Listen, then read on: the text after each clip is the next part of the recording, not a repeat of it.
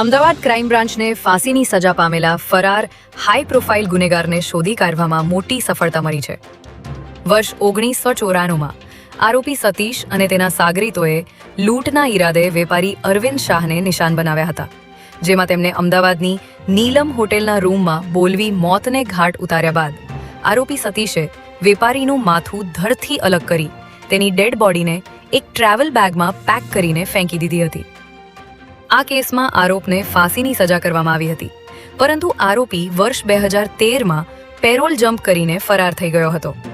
ત્યારે Ahmedabad crime branch દ્વારા તેને ઝડપી લેવામાં આવ્યો છે. અમદાવાદના રામોલ વિસ્તારમાં એક વ્યક્તિએ જાહેરમાં હાથની નસ કાપી આત્મહત્યા કરી લેતા ચકચાર મચી જવા પામી છે.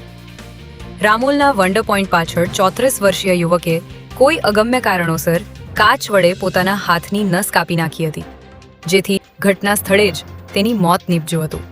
જે બાદ સવારે સ્થાનિક લોકોએ વંડર પોઈન્ટ પાછળ લોહી લુહાણ હાલતમાં યુવકની લાશ પડેલી જોતા જ વિસ્તારમાં દોડધામ મચી ગઈ હતી. ઘટનાની જાણ કરાતા પોલીસ તાત્કાલિક અહીં પહોંચી હતી અને મૃતદેહને પોસ્ટમોર્ટમ માટે ખસેડ્યો હતો. ગુજરાત સહિત દેશભરમાં પેટ્રોલ અને ડીઝલના ભાવમાં ફરી એકવાર વધારો ઝીંકવામાં આવ્યો છે, જેમાં આજે પેટ્રોલના ભાવમાં 2.60 રૂપિયા અને ડીઝલના ભાવના 2.80 રૂપિયાનો વધારો કરવામાં આવતા વાહન ચાલકો મુશ્કેલીમાં મુકાયા છે. ચૂંટણીઓ પૂર્ણ થતાની સાથે જ પેટ્રોલ અને ડીઝલના ભાવમાં ગણતરીના દિવસોમાં સતત ચોથી વખત વધારો ઝીંકવામાં આવતા સામાન્ય જનતા અને ટ્રાન્સપોર્ટ વ્યવસાય સાથે જોડાયેલા લોકોની મુશ્કેલીઓમાં ભારે વધારો થયો છે.